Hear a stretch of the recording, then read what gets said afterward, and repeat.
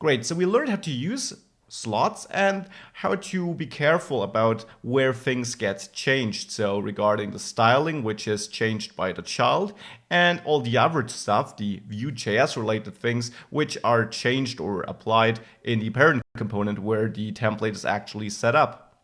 Now, what if we wanted to kind of do this a bit differently here?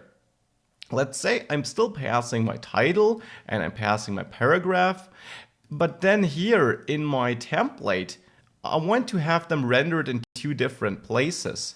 So let's say here in this div, I have another div, and in there I want to have my title because this has a class title, let's say, which will receive some special styling.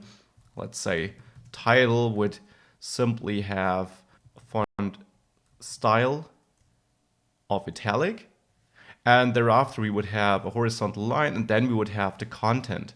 So I somehow want two different slots, one for the title and then one slot for the content. How can we achieve this?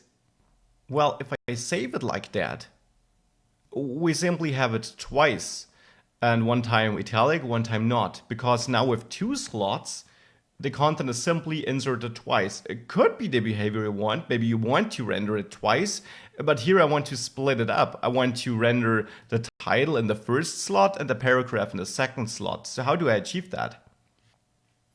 Well, we can set up named slots. So I can give this slot a name of, let's say, title, and the other slot will receive a name of content.